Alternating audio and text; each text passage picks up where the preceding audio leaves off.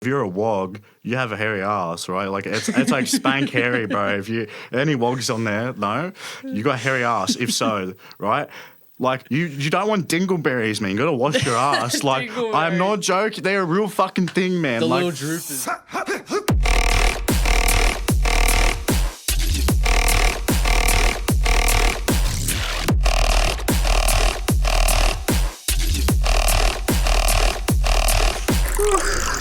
I'm gonna cry at this. Oh fuck! Wait, I gotta get shit. Oh man.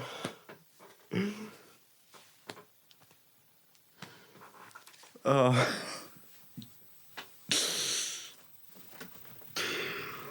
Yes, your question. My missus' name is Jane Banger in my phone. What's your name again? Because I call you just Racket. James. James, right. Yeah, Okay. I'll quickly run up a Yes, it is Jane Banger. I'll save that. I'll tell you the story. I'll tell you the story again. It's recording now. I'll just we're gonna mention that, like we're doing the test sound and G Banger comes up on the phone. Straight up. Yeah. Blooper moment, G Banger. Yeah, I know. Oh man, I'm cracking. That's hilarious. Fuck. Okay. I'll quickly get up this Google stopwatch.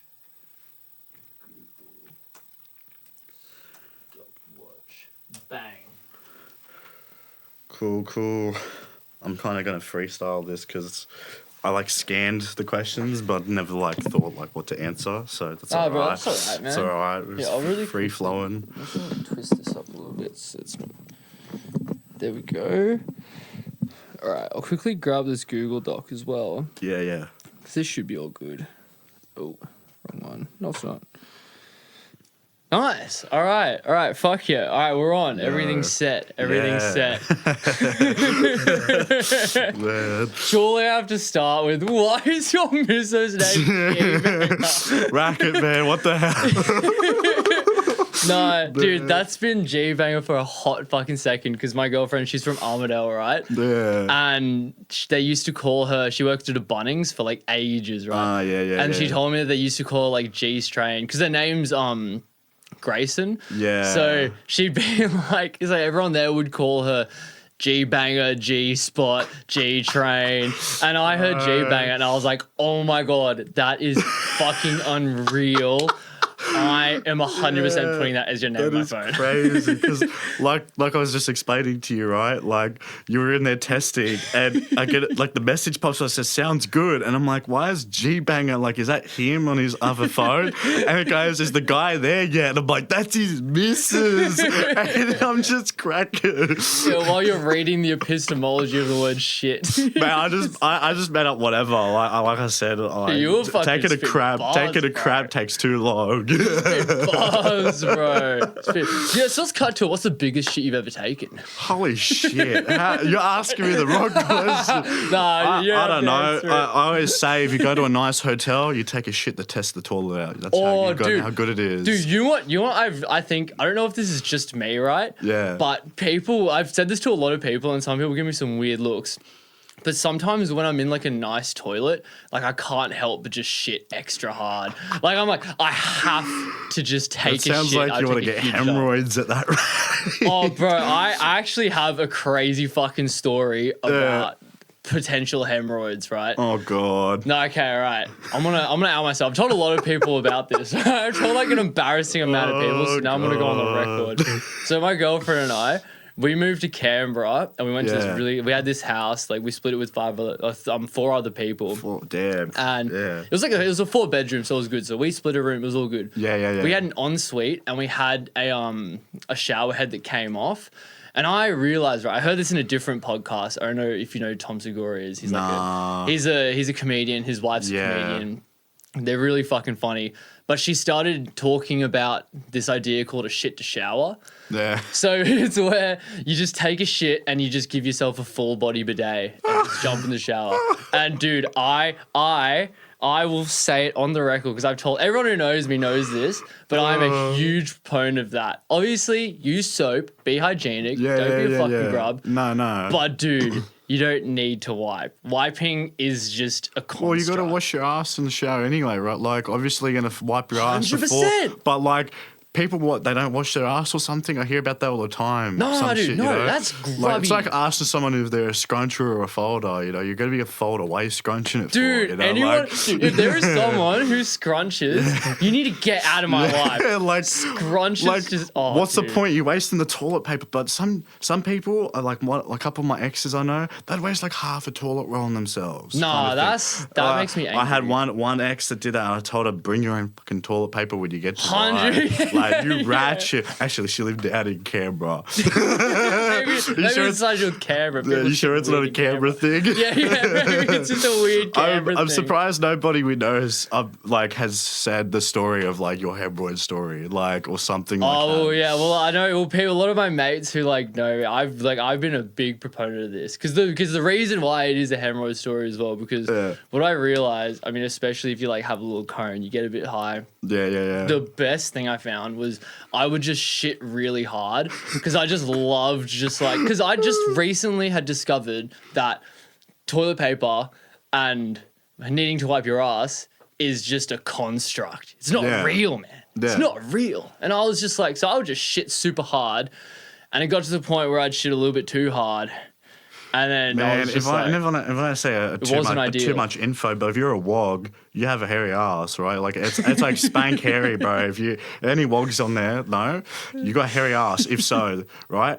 Like you don't want dingleberries, man. You gotta wash your ass. Like I'm not joking. They're a real fucking thing, man. The like, little droopers. Yeah, and like pulling them out of your hair can fucking hurt. Like I've not had any in my 100%. time, but sometimes you might miss. Like you just take a shit and go back, and I don't know. You like sometimes the shit crawls up your hair. You just don't notice. like you like because you aren't wiping the sides of your ass. You're just wiping your asshole. Yeah, you know? no, of course. So you missed the front. And that's logic, but that's logic. So when you get in the shower and you're like washing your ass, you go, "What's that?" And I'm like, "Fuck," you know. And there's no scissors around, so you just pull. But I've had some chicks. They go like, "Oh, can I like wax your ass?" No, you're not waxing my butt because it's like a natural sweat repellent. Your hair for a dude, for especially a wog as well. It fucking sweats. So that's the reason why they're there. That's exactly. So it's like, man, nah. It's crazy to think about some stories you hear, and also like some chicks you meet. They're like, "Oh, could I wax this and wax that?" It's like, no, there's a reason why it's there for a reason. Yeah. You leave me. I'll do the front, not the back. You leave the back alone, all right? Don't fucking touch the back. That's what I'm saying. Yeah, it's wicked. Well, yeah, fuck. Dude, I've been actually so tempted before just to see what happens, just to like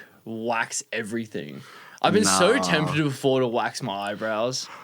Oh, man, honestly, like I hear people and have seen people do it, and it just don't look good. Like, no, it looks fucked. Chicks do it like in terms of like to like draw their own eyebrows if they're good at that, and dudes do it just to mentally unstable. Man, I knew this one dude who shaved his hair and his eyebrows in high school, and actually it's quite funny. There's a couple of stories about him particularly. Is that he used to try and hang out with us. He was like mad racist to the point like there's racism, like, you know, we're all racist to homies to each other, and there's like just going out of your way just to be an asshole. And he tried to hang out with us and we didn't respect him already. And one time I got like cream cheese. It was annoying us. I smacked on his head and he like smeared it back, and like because he had a buzz cut, it just like it looked like bird shit just exploded on his head. And then I also organized like people to egg his house, and it was Halloween, but I didn't go, but apparently people did because of shit raining down. And there's a story that like they got him right in the head, like when he was outside, they fucking got him right in the head. So yeah, like I said, like he was really mentally unstable, but there was a point where like all the boys were like at the school like, fuck him, we'll just torment the fuck out of him, because he was like, he wanted the attention. And we weren't giving it to him at first until he'd like go out of his way for it, and we'd be like, all right, fine, you can have it, but we're just gonna do the most fucked up shit we could think of. Dude, that's like such a breed of person as well who just need that attention. It's like man, dude, fucking relax, mate. It's just exhausting. It's I don't understand those people. Like, there's sometimes when you're in class, for example, you're just bored as shit. Like, I remember a time I brought a laser pointer into our English class, and motherfucker, fucking, we all played with it, and one of the kids snitched on me having it. It's funny, I went to the principal's office, and because it had a laser pointer and a flashlight, the principal clicked the flashlight. I don't know if you ever did that on purpose. He didn't check the other one, so I got away with it. But, oh man, we just, during the end of my high school years, I was just fucking around because I went to a really good academic high school. And I was like at the point where I was already like tuned out, you know, like I didn't really care about school. Like I say I'm pretty smart, but like at school I just never gave a crap. So like in math class I used to like unplug the teacher's like keyboard from the computer and shit, and as like he didn't speak very good English, he'd like be spending the whole lesson trying to fuck around with the laptop because he didn't know you could just do the command and it would shut it down, like in terms of the keyboard from the computer. Oh fuck man, we used to fuck with him. He was a Vietnamese teacher, and we used to make him say some wild shit. All those memes and shit we used to pull out in front of him and be like, sir, say this. So my start of my high school as well, I went to a shit high school out west. Greystanes High, I'll just say. Pretty shit high school in my opinion. And then when I moved away from there, I went to Epping Boys, and like it's a good high school, like really good high school, especially for a public high school, but it is a bit like, feels like a private school in a way, with like they make you dress with a tie and shit. I fucking hate that. So I was like, man, I hate that shit. But we did some funny shit during, especially like, well, I'm only 20, so I still remember my high schooling. I only dropped out 3 years ago. So of course. Well, yeah, dude, like high school is just like one of those things. I think especially like if you're going to a dude school, because I was in an all boys school till year 10. Yeah, and it was like, dude, I remember. Do you guys ever have when you had the wasps, when you'd have a piece of paper, you'd fold it up, get a rubber band, and you just start peeing at people? Our thing was, because all the boys used to go to PE at the same time in our years, and there was only 2 changing rooms in the big one, so everyone used to get their towels, just fucking whip each other. Or like we'd always be swearing, and I remember the time, I had a really good principal. Like, we had a really good principal before he moved to Kellyville. And he walks in and he's like, who's saying fuck? Who wants to say fuck? Just say fuck right now. Like, and it's funny. Like, because he's like, you know, anger from Inside Out? He's like, he looks like for him. You know what I mean? Short, stubby kind of dude. And like, he comes in and you could imagine him animated, like, when he's saying that the fucking flames come up. He's like, who's saying fuck? You know, like. Everyone has one of those experiences with one fucking guy looking like we have all different kinds of experiences. But one thing I think yesterday was, you know, pen licenses back in elementary school. Oh, come on! I met someone that didn't know what that was, and I'm like, you went to a public? Really? They went to a public school. I'm like, how the fuck didn't you know that? Like, I never got mine. My handwriting's been shocking since day one. Like, I just used a pen after a while anyway, but never got a pen license. I'm pretty sure my handwriting got shit after the pen license. Honestly, like, bro, from kindergarten, I was just too lazy to write. So every essay I ever handed in was just, I could read it, but nobody else could. So. Bro, I'm the exact same here. Like, I know my mum would always say when I was growing up, my handwriting is as if you got a chicken, made it run around some ink, and then just scratched a fucking page. Like, it was terrible. But I mean, if you focused on it, you could write pretty well. You know what I mean? If you actually, it's more like. No one has time for that, though. Exactly. That's why I'm just saying, I'm just a lazy writer. Like, I don't care. Like, especially when you have to write. Like, I never went to HSC, but I heard about the history tests and shit there. You have to write like 2-3 pages in like an hour. Bro, dude, I was so lucky I never did that because my writing would be illegible. I just went blah, blah, blah, blah, blah, blah, like, you know. Dude, like, mine looked like a really long shit signature when I was doing those. You know, people do the scribbly signature. Like, how do they read that? Do they just give you a random mark at that rate? Like, I can't read it. 65. It's probably detailed enough or some shit. Yeah, fuck it. That's ridiculous to think about high school, especially. 100%. Well, then that's a good little segue as well, because I love to get into.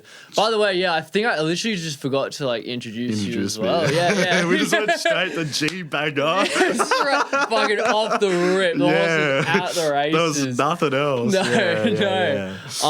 No. So Alex, the 9THXLIFE, Alex, mate. Alex, bro, I'd love to ask you straight up.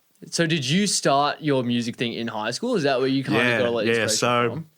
Back when I was in like year 7 or 8, Like, story is I met a dude through cross country. I actually tied with him when we were doing races. No shit. And I met my best mate through him, and he kind of got me, like, we were just making dumb diss tracks and shit like that, like on like a cracked FL or even like sound trap at that rate, you know. Yeah. But I liked EDM music from the beginning.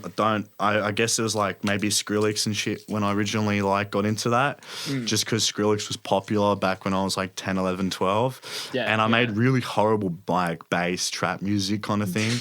Like horrible. I mean, like I still got the YouTube archives from ages ago. All it is like just banging. Yeah. Like it's illegible of trap or anything. It's like it's like your handwriting in a It's like track. up tempo or raw style or whatever that, you know. It's just like another level of that. It's just like like it's like a siren going through your ear, you know. You get an air horn just you know. So and then from there, like I've just been consistency, you know. My friend, my best mate, like he still kind of makes music, but he's boxing, which now he's kind of got me into. So he's awesome. Like been through like everything. Like I'm 20, so we've been friends for like I think 7 years now. Nice. And yeah, like like I said, he makes music here and there, but everyone else around us, we don't really hang out with who did, and they don't make music either. So I've been the only one consistently making music, and I made like hip hop and rap beats and did samples on like Looper Man and stuff, and worked with artists throughout. And then I explained a little bit. I went when I was like 16, 17. I decided to go into management a bit more because I got bored of making like rap beats and shit. Yeah. So I had a friend when I first made EDM music. I don't even know how I met him. Like, I think it was like through a friend that I met through like an online like Ubo or Yellow or some shit like that. And he made EDM music, and then at that point, he goes by Jack Maloney. I'll shout him out here. I started managing him, and we released Hearts on Fire like 2021. So 3 years ago. And from there, I kept managing him and working with him, and he kind of grew pretty well. And then last year March, I decided to make the 9thXLIFE project. Before that, I was managing another artist I'm not going to name because stuff him in a way. But that kind of went south. I dropped them. I managed them because I met them at TAFE when I was at TAFE Ultimo. And I just had Jack, but dude, Jack, like, you know, he's an awesome musician. He doesn't make a lot of music now. He kind of lost his like motivation to make music. He was finishing high school and all that, so you know, stuff happens. And then I decided to make it because I was bored, and I got into funk music, like because I was hearing funk, and I was making like, if you look back at all my songs are there, like the Basic Bitch EP I made way back. It's horrible in March, but due to my connections and due to like just going out, I like started growing the 9thXLIFE project. But I've been making music for a long time. I've been like in the backstages, like in schools and stuff, in that way of like just or like in the mixing, like audio engineering or building the stage and stuff. So it's a bit of my first time being like publicly like out there. Like I did advocacy work, and I was in the newspaper, and I was in SBS this year and stuff. So being a bit of on the public eye, but not in my music way. Like I haven't really tried to reach out for that to like get like, you know, like credit for that till now, till like, you know, Your Shot and stuff, or like just the sound campaign competition, or like a couple blogs here and there. It's because I mean, obviously off the back of that as well, I mean, like your Spotify is fucking massive, bro. Fucking major. You're bagging numbers. It's sick. I started when I first started, I went straight to like 10K. And I had that consistency of like 10 to 30K, up a little down. But since the song Crystal Riz came out with Rush X and Oryx, man, fuck, I can't even describe how that's popped off. Like I said, I was making really shit. I was just releasing dumb shit at the start. I had like a hardstyle track, a future rave track, like just some funk tracks out. I didn't really care. Then I met Oryx. He's Mexican. He's from Mexico. I met him through Fiverr because I was looking for cover art because I didn't use Canva until like later on Pinterest and stuff. So I was just like, I met him. He was like selling like his like cover arts. Like, so he did Copacabana, the Caribbean, On Your Feet as well. Just some simple art. And I'm like, oh man, I make music, you know. And he sent me Royal Rumble. And Royal Rumble's the first song, and it's still like, it's got over 100,000 streams on Spotify anyway. It's the first track that we made and popped off. And then from there, between me and him, we've made Popcorn. We've got other tracks in the vault. And also Crystal Riz, obviously. But he's like my duo buddy in a way, you know, like he makes 100%. All my content. So it's funny, if you ever look at my TikTok, it's all Spanish content. I don't know how to fucking speak Spanish. I'm Greek, but I don't know how to speak Spanish. So like he's been making my content, I've grown. I've took a little break because I've been moving, because I pay him, you know, I'm being reasonable. And I'm like, at the moment, like I'm just budgeting everything. So rebudgeting. So when I move, I have enough money to pay him and do all my music and stuff and pay promotion and all that. Like all the money's coming back now from the streams and from working with the labels and stuff. It's definitely coming back. Like I'm waiting for mid-August to get that report, and that's gonna be fucking massive. Fuck, that's sick. So what was that growth like for you when you kind of hit the Crystal Riz? Because I mean, for anyone who wants to go see it as look up the fucking. So that whole year between March to March, it was like whatever. And I first met Rush X through like just, I don't even fucking remember. Like I saw Fonkaska popping off, and I sent him one of the tracks. Like it's way back in his archives. He posted a really shitty track looking back, but he liked it. He liked it, and I made a joke that I'd make a hardstyle version of Fonkaska, and he was fucking with it. It never happened, but I kept talking to him and like showing him my work, and he liked it. And I was working with like this is how it all combined it, you know. Like I was working with a couple other guys like Luxury, a couple of labels and stuff like that with like Two Steps Back and Feeling High and stuff. They're just like real like house track kind of like dance pop tracks. I work with a couple of labels. They actually got me featured on Track Source's new releases with Feeling High, the remix version, even though I never wanted that remix version to get dropped. They just pinned that on me, and I was like, whatever. And now it's like near the top of my thing. I'm like, please don't get in the top 5. That looks horrible. I'm not saying anything about the artist who made the remix. I just don't like techno in that way of releasing it like that. And then Two Steps Back made Beatport's like hype chart kind of thing, which really fucking surprised me. I was like, what the fuck? So the labels did really well with those 2 tracks. But when I was working with Rush X, we made 2 Broken Souls, and if I say a bit about that, that was my first track with him that we released, obviously. I got inspiration off him and Baymax's track Perfect Blue. I love that song. It was like a melodic funk song.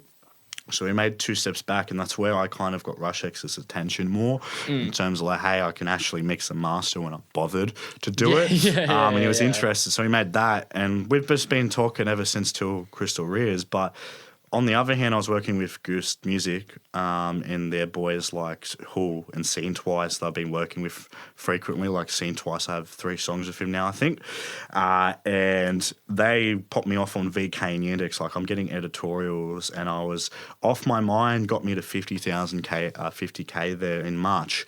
And from March till now, I've gone from 50K to $1 million on Yandex, about maybe 11K on Spotify to fucking 114K right now.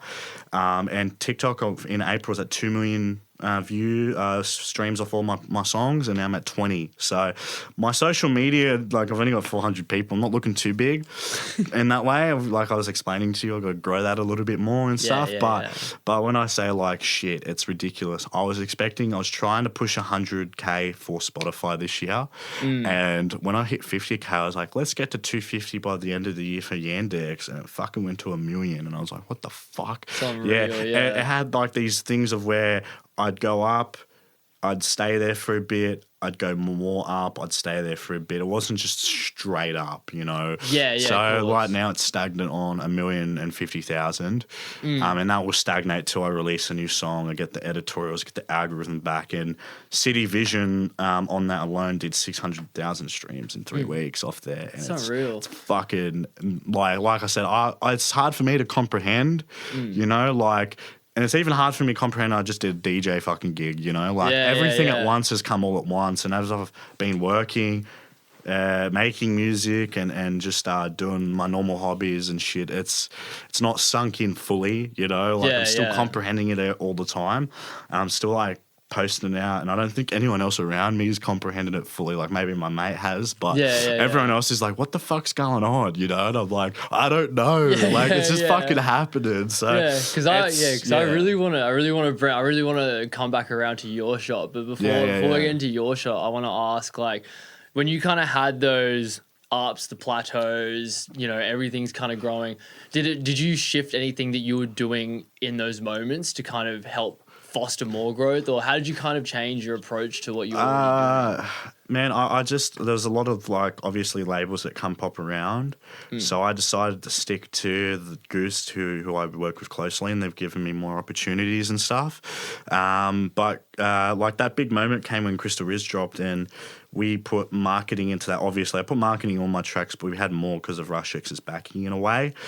And like that just popped off on TikTok. There's nothing I can do about that. Like we got the right people to promote it, and luck was on our side to grow it more.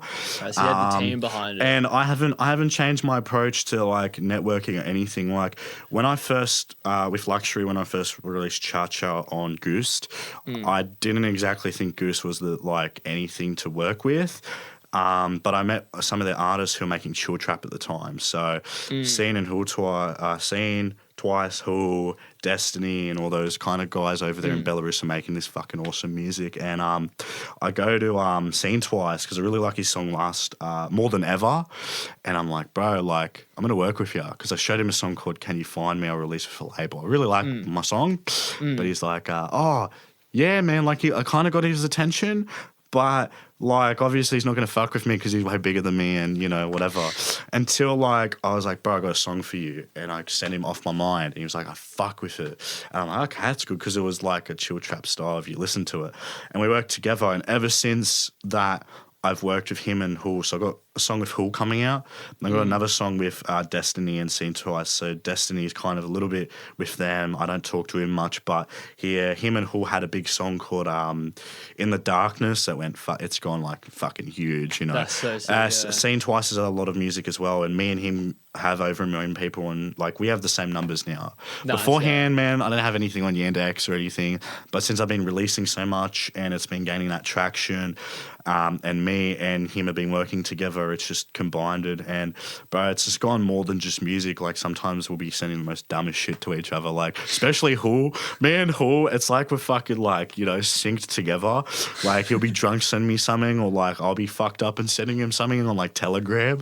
And we have all these dumb chats together. But that's what I like about it. That's what I like about having like those guys, you know, working with them, because they're so chill and easy going and working with. That's why we have so many songs. And that's why they're all good quality too, because we're not stressed. Yeah, and I think as well, like, you know, you were mentioning networking and kind of building a network, but I think that like, I know one thing that I've kind of discovered as well is like, just like expanding that network, like that network is so much more than just like the people around you. I've got a ridiculous amount of networking.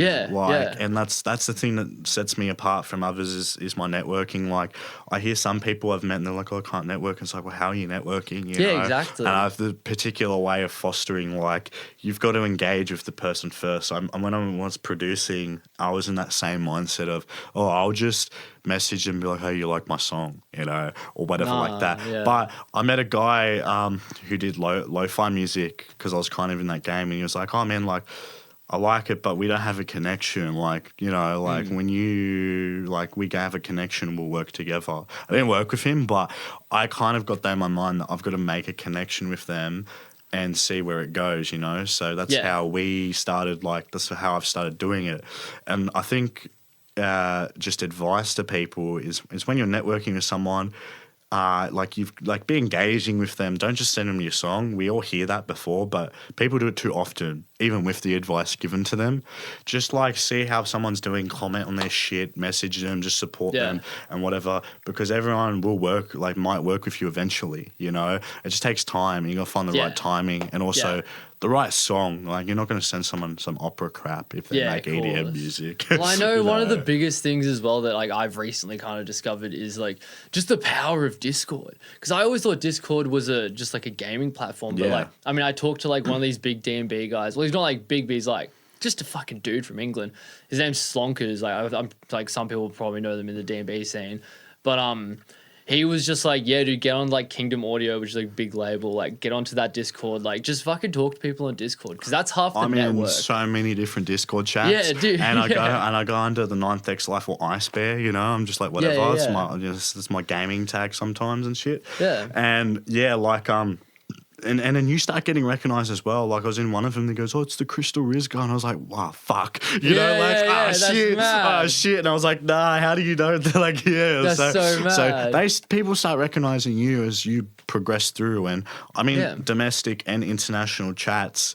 But then again, Telegram, WhatsApp, Instagram, even like all those three as well work just as fine as Discord, especially Telegram. A lot of like Eastern European people use that. Might have to have a look at that then, 'cause that's really cool. A lot of people do, and there's also groups and stuff that you can join in there as well. WhatsApp's so not much, but all different people use all different communication. You need to be on top of that as well. Like, I don't use Facebook often because old. Dude, I've heard that so much, dude. But I feel like I have it. But I like when I was doing my advocacy work, for example, I don't put my full name on stuff because people will search me up and like message me, and they're weirdos, they're like old weirdos. I had this one dude, and he was like, "Oh, like I saw you on SBS, for example," because I had my full name on the SBS interview, and I was like, who the fuck, you know, who are you? You know, and he doesn't even remember what he was meant to talk about. I'm like, why are you, one, my profile's locked. Two, I don't even have a face of me on it. How the hell did you know it was me? You know, So that's why I don't put my face on anything or use Facebook in general. That's just to sell shit or buy shit. The beauty of marketplace. The only thing that you use Facebook for is ads, because Instagram,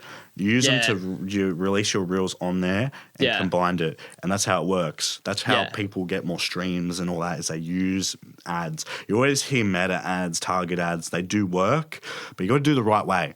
Right, I haven't used it yet. I'm like talking to like some big A&R guys and people who like connect me to the marketing guys, and you know it's not cheap, but it's effective. You know, so I'm planning out to use them alongside my playlisting and my TikTok, and I probably might even elevate more than already. But at the moment, the algorithm on Spotify, like the radio, the Discover Weekly, the mixes are all taking me up. You know, like I have a lot of playlistings there as well that are starting to add, but it's all the algorithm, but that can lose at any time. So how do you go about how do you go about a if you're gonna do like a Facebook, Instagram ad, how do you go about it? Well, obviously, you've got to make the right content. So I went through a marketing agency for one of my playlists I still have that kind of does numbers. So I had 700 people on it. Yeah. And they made a video and they advertised it through. Yeah. So you don't go through, obviously, certain things like shop. You know, like you're not going to get people off like the shopping section of like, you know, marketplace. You're not going to get people off stories. You know, people when they're scrolling through their feed. You know what I mean? Or it's forcible ads, you know, like, I don't know how they sometimes come up. But, you know, there's certain things that will save you money and save you things. And also now that Spotify is starting to release like Countdown and Marquee and like, Discovery mode and stuff. Once you hit a certain amount on Spotify, you can start using them. But Australia's always been a bit tacky. I had an argument with Spotify for artists when I reached out because I had the eligible numbers, but they won't let me use Marquee, or I don't use it. It's crap by looking at it. Yeah. But Discovery mode had issues, and I was like, dude, like, I'm at the right numbers. Just let me, like, why not? Oh, we're testing it. I'm like, no, you're not. So they can get irritating, but I don't go through Spotify to look at marketing because it's too expensive and you don't get enough clicks. I don't know how Countdown works. I'm waiting to release like let's say like a funk track with like ultra slowed crap, so it counts under an EP. Then I can go look at what Countdown does because there's a new feature that's been released and I'm again eligible for it. Like, your eligibility is usually around like 5,000 monthly listeners or more. Yeah. And how many streams you've got in that last 28 days. As I recall from looking at the criteria. Yeah, nice. I guess especially as well, like you said, like kind of having team of people, having different people that you know and trust and you can kind of work with to launch that. Like I work with, like I said, Goost, who specialise in Eastern European distribution, and they do have some Western and they do have TikTok. Like, it really depends on the track and how it's going, obviously. But I get a 70 split from them, so I'm not complaining. You know, on like my normal tracks, and stuff like that. So I'm not complaining. I'm not at all in terms of like how they do their marketing. Obviously, it's not so much for Spotify, but I have my own game plan there. Yeah, I get playlistings of people I know.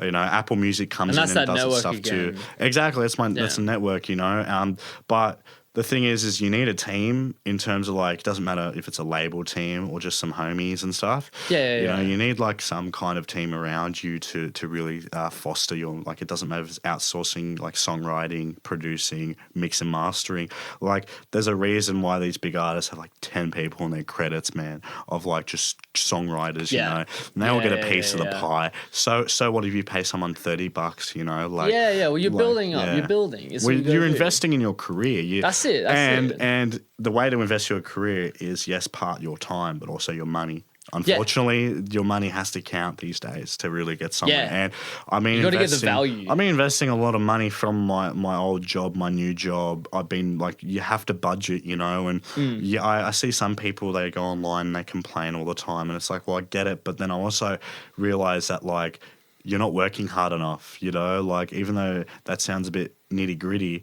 you know, you're not like you got to do it, you know, you got to tackle it. It's unfortunately how it works. You can give your luck to social media, you can give your luck to playlisting or the editorials, even though you're most likely not even going to get onto them until really get Spotify's attention. I've not yet, so I just got This Is the 9thXLIFE on my Spotify, so I've got their attention now. In a way, I just need to capitalize on that and release the right songs that will attract people and not making them skip my song, for example. 100%. 100%.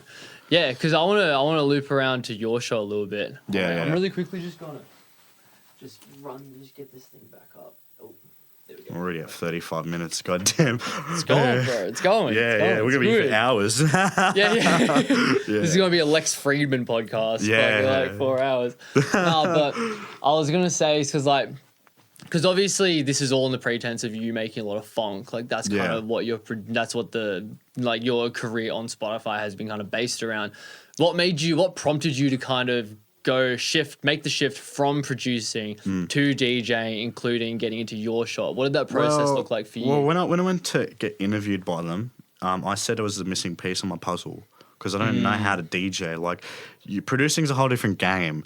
And when you tell people you 100%. Produce, when you tell people that produce, like, oh, you got the ear, it's like, well, it's not so much, right? Like if I'm in the booth, I have time to look at like a beat like match, you know, or like it's off tempo, or like the recording is not there, for example.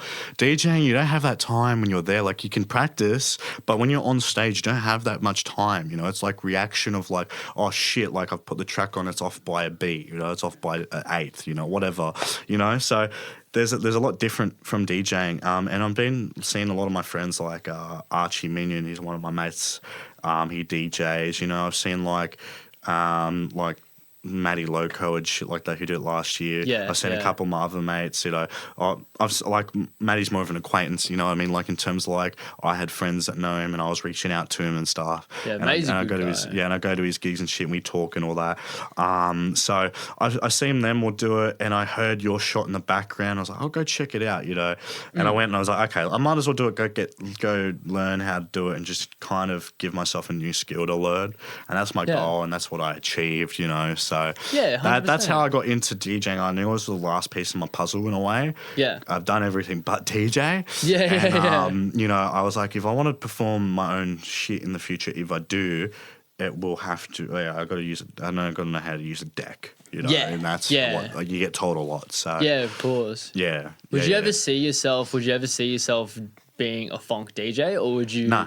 Anything I feel like, man. It doesn't matter if I'm doing trap or dubstep or whatever, or I'll go to house, you know. I mean, I make so much different types of music, from ambient, chill trap. I did, you know, hardstyle at the beginning, or future rave. The 9thXLIFE project, right? Like, there's two meanings to it, right? There's one of like, it's like, you know, Kat has 9 lives, you know, this is another project for me. But then again, it also represents I'm born on the 9th of September, you know. So the 9th, you know, my name's Alex, it goes X, you know, and I was born on that day. That's the reason. I had one of the MCs like, why is it such a long name? I was too close before a performance. I'm like, oh, it just is, you know. But those are the two meanings, you know. And the whole meaning of that is I make whatever the hell I want, you know. Bro, like, yeah, 100%. Everyone does it anyway. Like all these big artists do different genres and do different mixes. Why not I, you know? Well, that's it. And people question that all the time. But I recommend people stick to that one genre unless they know how to market, example, right? Or know how to like get labels involved and help them out in that way. And that's why I do so much. So like with DJing, I'd love to do more dubstep trap because that shit just sounds so good on the speakers. Versus like funk sounds good, but I can't play ambient. Ambient's boring, you know. Like I need something with bass, and funk does have that with Brazilian funk and stuff. But at the moment, I've just got to practice a bit, you know, do whatever I feel, go to some gigs, perform at some gigs.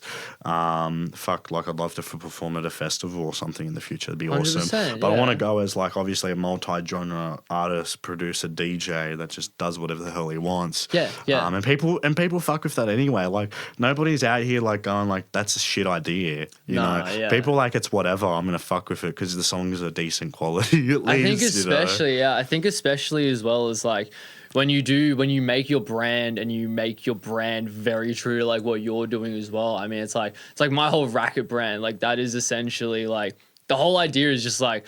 All the songs I play is just aggressive. Just constantly. That's just how my head noise is. I'm just aggressive.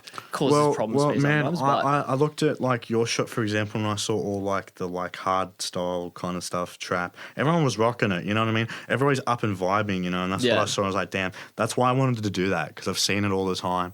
And before your shot, I was going to like obnoxious events and stuff secretly, you know what I mean? Just like chilling in the back. You knew who I was, but everyone else, like I was speaking to Flokey and he was like, oh, who the like I would explain it, like they're like, who the fuck's this guy, you know? And I'm just like in the back like, you know, looking around and shit. So like like I was saying, I just want to do whatever the hell I want, and that's my brand, is do whatever the hell I want, but also spread the fact that I want to work with artists, I want to teach artists, you know, or even DJs in the future and stuff, just to how to be themselves, because like you hear all the time, should I make a different alias, you know, and it's like, nah, man, fuck you don't need it. You fuck that. You like. There's no, like social media can get you anywhere with music, right? And there's a lot of artists where they'll be like, oh, they're an R&B, hip hop, rap example, or anything. So it can apply the same to EDM, you know. That's what I go with. And hey, I mean, look at the numbers, you know, in a way. Like 100%. Like my numbers, not my following, but my numbers are different. So well, bro, well, I mean, you're like the only fucking guy that like I met that just bagging those kind of numbers on Spotify. And it's like, I mean, you hear everyone say it all the time. Like it's so cliche to say it, but like it's just so true. Like you really do just have to do what you love and like just be true to actually what you like, because people feel that. People feel if you're like not actually really into what you're creating, the brand you're making, and like you're just being something that you're not, because it's just true. Like people feel that. I think I've learned I don't like obviously care about the other opinions, you know, like in a way. I have not had that though. Yeah, you know what I mean? I had someone come and say, like, that's dumb, in a way, or anything. And it's probably because it's not rap, you know what I mean? Like, when I was around the rap and hip-hop, you hear all this drama, and it's bullshit. It's bullshit. It's petty. It's dumb. EDM's different, you know? You might have a little bit, but, I mean, like, it depends who you hang out with and whatever. So, like... it's just awesome to like kind of be around the niche. Like I know a lot of them are DJs in a way and they are producing music, but it's nice to start finding that, because I guess I've felt alone in the domestic scene, because obviously I've been working with international artists and a couple of Australian artists, but physically face to face, like I haven't really like talked to anyone or anything. I like making music alone. Like I'm in my own element. I've got my own setup. I've got my own vibe. DJing, I'll probably be able to like mingle more because it's less like or anything, you know. And we're just fucking around. And obviously at performances, you know, it's awesome. So like, I think music production for me is a bit of my safe space. In a way, like I just like, because I was trapped in my room all the time making it and stuff. It was kind of like obviously everyone's excuse is an escape from music, you know. But for me personally, it was like an actual way to get out of everything I was going through, and all like it still is to this day, like kind of my coping mechanism for stuff, from all the crap I've had in my past. So, it's like music has saved me in a way, like in a lot of ways, because if I didn't do music, I would have found a different hobby, and a different hobby in my situations weren't exactly anything like, you know, socially normal, you know, or anything like that. So yeah, it's good to have that factor of like I've got something, you know, I'm doing that stuff, because if I wasn't, I would be focusing my energy on something that isn't right. Yeah, of course. And I think like I think especially it's really cool. I think it's really admirable as well for you to be able to like kind of channel all that negative energy, that kind of negative energy that you grew up around, to be able to like, because obviously we don't need to go into anything like heaps, but like I don't mind at all. Like, you know what I mean? I don't mind at all. I've explained this stuff so many times to like ministers, advisors, you know, like when I was in the foster care system, you know, like people, you know, it's just a norm, you know. So I've spoke at conferences in Melbourne and Adelaide and stuff like that. So I haven't spoke probably too deep about my past in a way of that. I've spoke about people's experiences in my own, but not in the deep factor of like music, for example, because I'm not talking about music when I'm there, you know, like I'm talking more about my like, oh, you know, like the system treated me like shit, you know, like, so music, like I said, music gives me a whole different example of just like, I believe like, you know, like Spanian and stuff, like he's focused his energy in music and then went on. It's kind of like the same, but I haven't been in that thing where I've like got in trouble and like gone to prison or anything. I've been close, but not like that to the point where I have a criminal record and stuff. Even though like some of my family does and whatever, like my own pops and stuff. So like, I've took the right and the wrong from what I learned when I was young and tried to focus on the right things and find the right things I was passionate about. Because like I said, if I didn't get that to that stage, I would have probably followed in that path, even though like both my parents, my biological parents, say probably not. I don't think they really understand the kind of wiring that you grow up in that. And kind of like it's hard to get out of. And then when you're in a place where so like I got taken away when I was 10.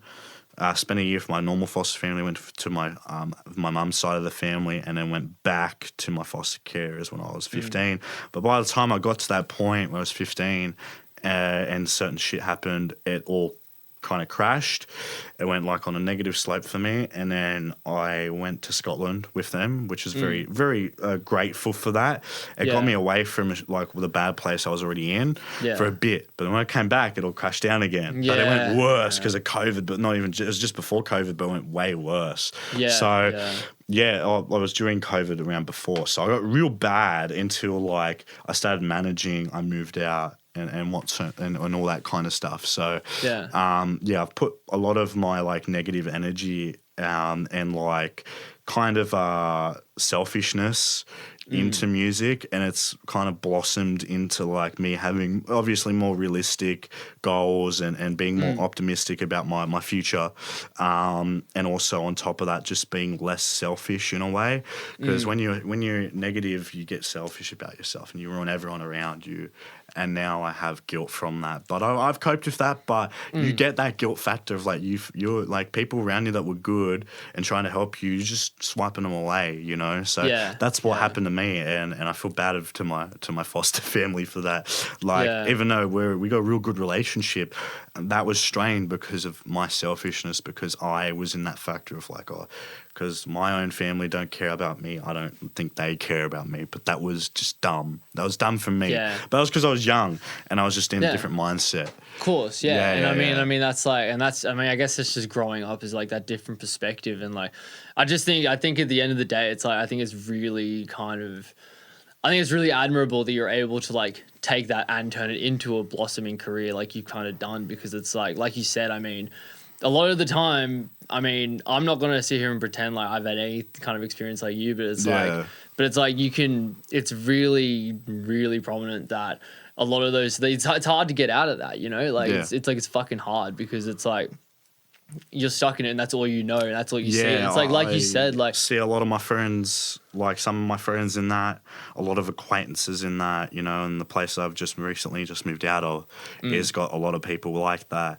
You know, it's a program like you know, and they put the wrong people in the program, and it just like folds everyone else with it. Yeah. So that happens, but then again, I think about it, and you know, sometimes it is that person's fault because they're getting the opportunity to get out. Obviously, they don't get like I said, the right support. Or like what they need, you know, but then again, sometimes it is on them, you know, and that's the harsh truth that nobody really wants to always talk about. Is that it is like, even we're adults now, you know, I'm 20, people in there are 18 plus, you know, like you're an adult. I know you're a young adult, but there's sometimes we have to take accountability. And you know, you said like, you know, like you haven't been through, you know, as much, for example, but then again, like, that doesn't matter. We go through shit, you know. It just doesn't matter. Like, it's just the understanding and the respect that has to come with it. Like, like, I don't like. I think I explained to you like a couple of days ago. I don't want that sympathy part. I just want people to understand the story, respect the story, and realize like maybe that's how I am because of my past. But it's not no like sympathy card on like, you know, oh, you were in that situation, or I feel sorry. Like, that's fine.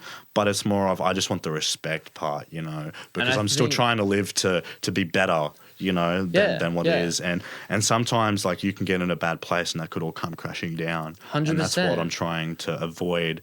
There are always going to be external factors in my life that will pop up, regardless of whatever situation I'm in, you know, family, old friends, they're going to pop up in my life, you know, and it does happen to this day. And it's sort of like, even like, you know, maybe even a couple of weeks ago, you know, so like I've just got to be resilient enough to do that, and realize that there are ways to cope with those certain situations when they do pop up.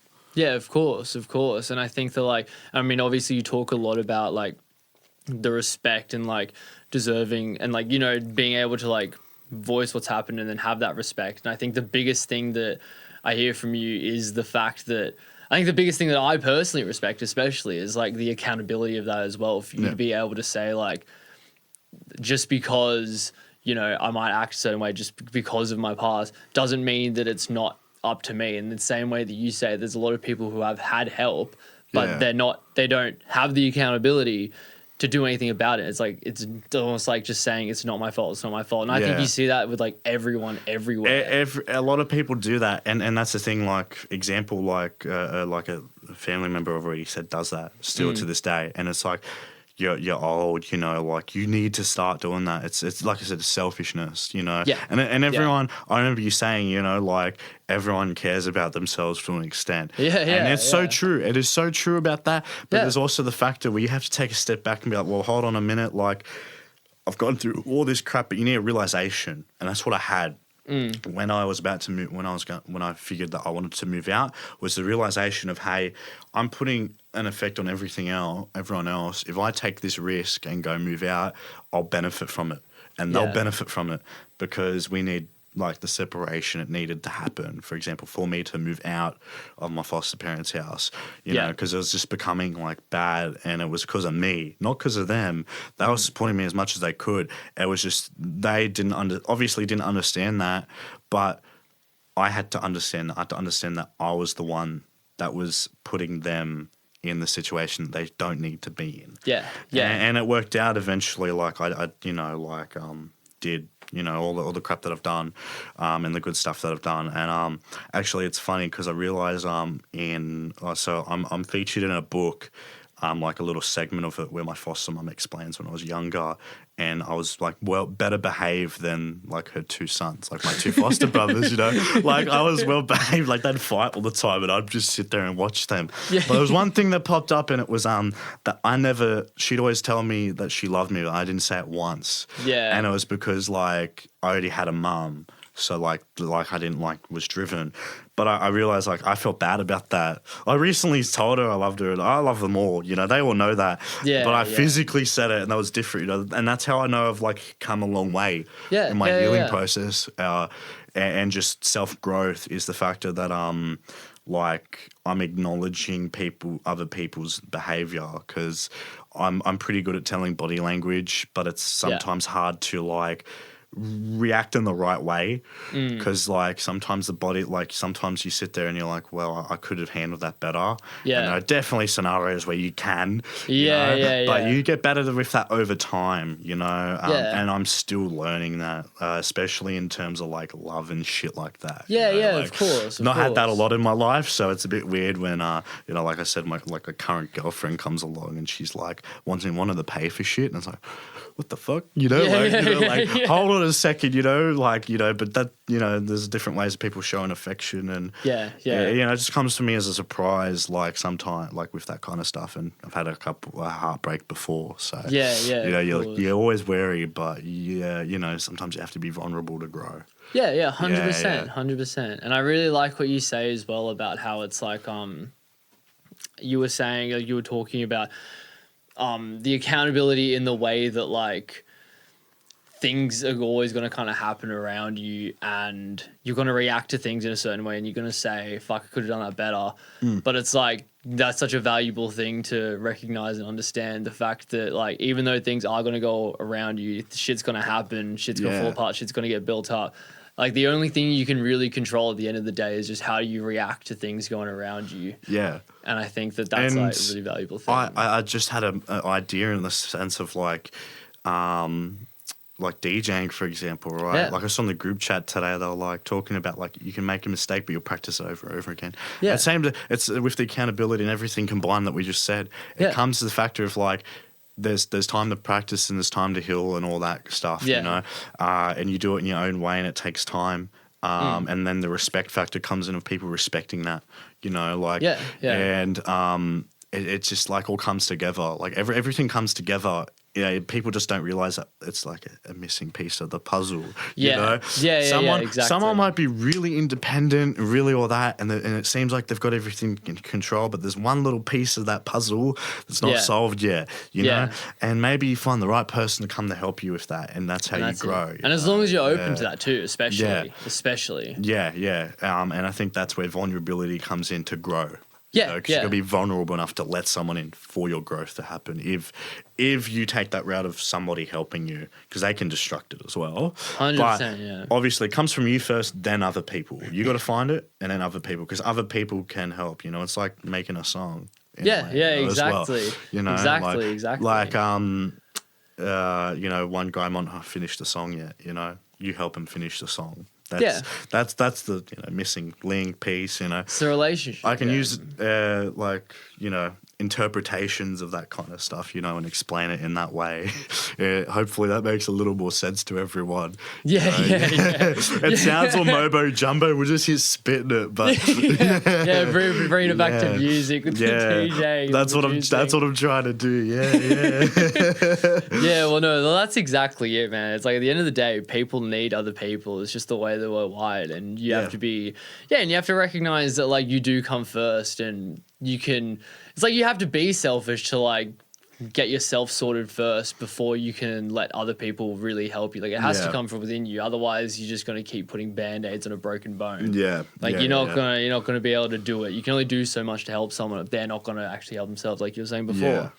But yeah, no, 100%, dude. Yeah, to bring it back to music as well. Would you ever start making dubstep? Oh yeah, 100%. Yeah, Fucking no. I made a trap song. I got a rhythm song back in there. You know, I have to make dubstep, but no, I definitely would. I like making all of it. I think more it's someone has to send me something to get inspiration, you know. Like, I'm making short trap because other people are. I'm making funk because my friends are, you know. Oh, well, I'm getting that inspiration there. We can talk after this. Yeah. So when someone sends me it and it's not, like, maybe it's a collab, I'll finish it off. It's just I have so many collabs at the moment, it's not funny. Like, I don't think I'm going to be free till, like, November kind of thing. Like, I have 2 songs, the 15th and the 26th of August. Nice. And then September's coming through, October will come through, November, and then by December it's Christmas, so you're not really going to release any music.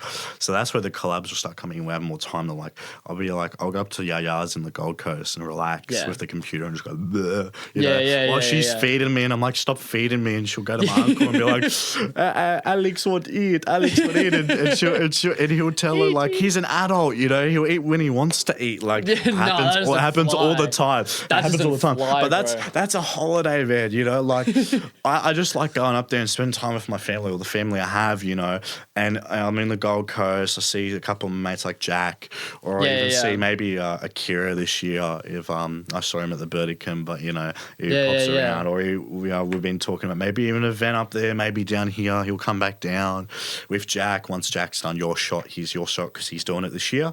So yeah, it'll be interesting to see how he goes as well. I was telling him about like my experience as well, so what he can take. But Jack seems like he's doing well with preparing for Your Shot. So I'm mega proud of that. Yeah, well, I mean, we'll know how it goes by the time this comes out. Then, 100%. He'll already have his set, and we're here like, let's hear the call. Is he gonna win? Yeah, is he gonna win?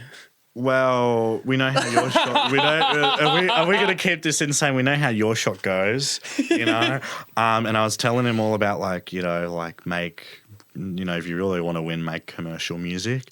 Right? He's not like that. So I don't know. Yeah, this year's Your Shot was not big for the bass. But when we left, there was dubstep and trap that came through. The chick that won my stage had a trap set at the end, and then the chick before had psytrance and D&B. But she won it, not the trap girl. Yeah, you know what I mean? But the 3 performances before, I gotta say, were horrible. Like, I mean, like if it comes out, I don't give a shit. But you know what I mean? I mean, like, dude, just the middle strip were dancing. Nobody upstairs, nobody on the sides. It was just the middle, like their friends and a couple other people. Like we were all standing there, like, you know, maybe it's because we're bass heads, but the songs just weren't like when you go to home bar and you're at like homemade Saturdays, they're not playing like that kind of like music. They're playing actual like shit like people are bumping to, you know, and nobody was bumping to that like first 3. I think the other 2 they were, but we left because I was bored and you were too. And I was ready. My legs were fucked. I had shin splints from jumping up and down. My back's still sore. Like I probably pulled muscles jumping if you saw me like fucking rocking. My head was gone. Like, you know, I think halfway through myself, I was like, fuck, I'm tired. And I was just doing whatever. Like, again, I didn't even care about making mistakes at that point like, at all. I was just using the filter. I abused the filter. It's got to be done. It's got to be done. I'll just be like, woo, you know? Yeah. When in doubt, dude. When in doubt. And in the future, if more of my friends come, we'll make a channel, whip it out, you know, we're like, you know, you're like playing with the volumes, the chopping, but it's whip it out, you know, because I think you're going to whip out your privates. But I was making a joke. Maybe I would get more brownie points, you know, if I whipped my nips out or something like that, you know. Creativity +10 for whipping my hairy nips out. That's it. No, you should wax your asshole and then pull your asshole. Moon and Bart Simpson style. Exactly. That's a brand right there. Yeah, but I don't think like I'd do Your Shot again, but I understood I wasn't going to win anything or anything like that. I like some of the performances I saw were so good, and I was like, how did they make stage winner? You know what I mean? It's hard. A lot of people. Flow Key and Smoke, definitely top 2 I saw. You know, I know Flow Key got runner up for his, and congrats to him. That was awesome. Like, we were all fucking bumping. Like, if you look at the videos, we're all bumping. Smoke as well, 200 BPM hard style.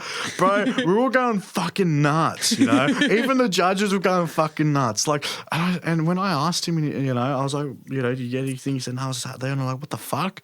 You know, that's coming from me. So, you know, like, this is my opinion, not anyone else's. So if anyone rips on me for it, I don't give a fuck. But, you know, fuck. But I saw the boys still had Tiger Lily. The fucking Tiger Lily and then the other dude who was drunk, he like went over the fucking barricades. Okay. I don't know who the fuck that guy was right now. Okay, right now, I have to say right fucking now. Who the fuck was that guy? I don't know. If anyone was there in the mosh on the Sunday, you know who the fuck I'm talking about. Yeah. The Irish guy who was off his tits and was like entertainment for half the night. Yoshi Yusi was fucking playing. He like jumped over the fucking barricades. Yeah, his and he was feet like, were like in the fucking air. And they were like, and the bartender, she's like, and was trying to get the security over, and he came over and he's playing. I was like, what the fuck? Yeah, we were just watching him like in bafflement, like he like almost jumped over. And I was making a joke to Flowkey. I wanted to perform up there. I was like, you know, jump over and go, you know. He's like, you protect me good to all the security guards. I was like, well, my mate's just left, so we can't really do much, eh? But, I'm keen to see them Sunday. Even though we're going to release this after Sunday at the USB sets. I know there'll be some more new people. that will be there. So I'm keen to go see them on Sunday when I'm coming back down from Gosford from my missus' place. So it'd be cool to just see them. Dude, like literally every weekend though, like, you know, we got the open decks this week because I've been so careful to say the dates of when we're recording because I know for a fact I'm probably gonna say it and then it's gonna come out like 3 months later. Yeah, but fuck it, we're in because right now, well, obviously it's the week after your shot. We got open decks on the Sunday. Then we got your shot, Institute of Bays. Yep. Then there's the Shook event for Zuki and Reaper, which I'm so fucking keen for. Yeah, but you've also got Black Newell competition as well on that weekend. So you got 3 different fucking events on the 17th. And you got, that's right. Right. And you also got a Manu coming as well for huge D&B and then Samplifier on the 31st. Well, there was a Mexican dude last weekend. Where was he at? Fucking Flinders. My mates invited me. It was like $40 entry. I said, fuck no. Flinders gets a bit spending. Yeah, but there was a Mexican guy there. I don't remember his name. He was there. He was performing. And also now you've got Chinese Laundry that's still coming around. Yeah, it's going crazy there. So it is, but I don't think many people are realising because it's not being promoted enough, you know what I mean? Like, there is promotions going around, but people aren't just clicking. Yeah. That makes sense.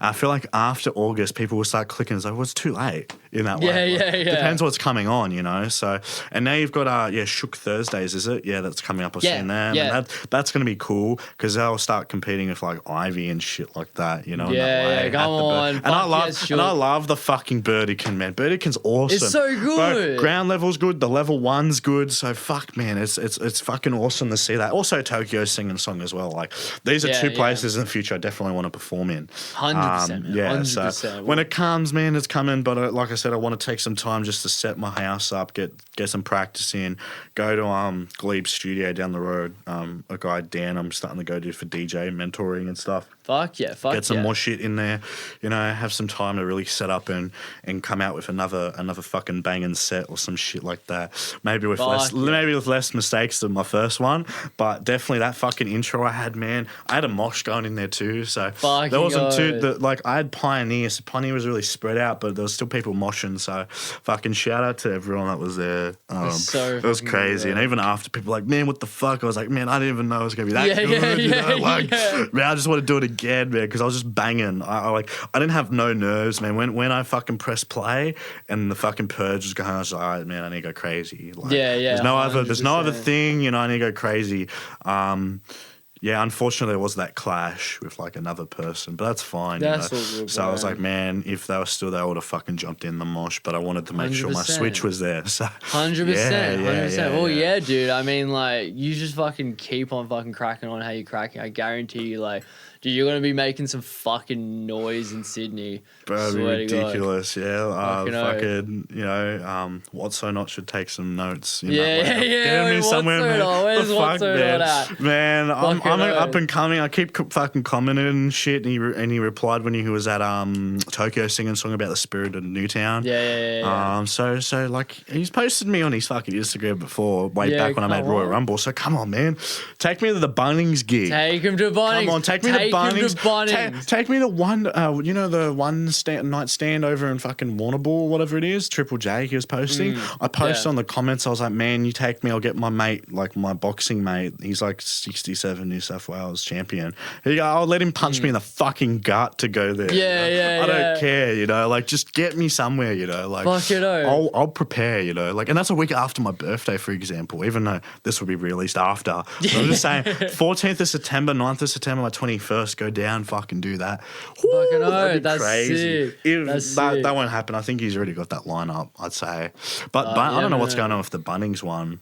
I'm keen for it. But I don't even know if it's in New South Wales. Who fucking knows? Someone was saying it was in Melbourne, but we don't know. It'll be Sydney. What's not a Sydney guy? But you don't know. We don't know what the fucking they work like that. You know what I mean? Maybe it's both places, but who knows? We have to find out. If so, man, fucking get all of us there. You know, fucking everyone in that USB Open Decks group chat. 100%, me, 100%. Fucking even bring a Kira Khan down or something when it comes on. That'd be fucking hilarious if something like that. Yeah, fucking oath. Well, look, man, I think I'm gonna have to fucking get a wrap on the the podcast. Yeah, I don't have the yeah. studio space for too much longer. Yeah, but like, yeah, for bro, sure. man, you fucking just keep on cracking how you cracking. Like, I dude, will. you're making some noise. Alex, the fucking 9thXLIFE, bro. You're making fucking noise. Bro. You're making some fucking shit. Dude, you're only 20 as well. Yeah. Like, fucking hell, We're bro. coming, man. We're coming. You know, nobody knows yet, but we're 100%. here. We're here, you know.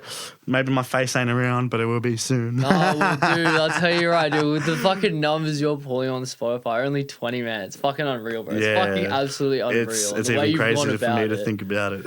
Yeah, no, it's fucking insane, mate. It's insane. Yeah. But yeah, I think we'll fucking wrap it up. Everyone go to your fucking Spotify. Go to my Instagram, my go to his TikTok, even if Instagram. it's Spanish, who gives a crap? Who cares? Who cares? It's a cool just language. Just It's go cool to to listen to. anything, fucking message me anytime, feedback, all that shit, I'm down for it. So Fucking oath. yeah, Fucking oath. easy as. Fuck yeah, bro. Fuck yeah. All right. Well, yeah. Yeah. All right. Fuck yeah, dude. That was a fucking sick. Crazy.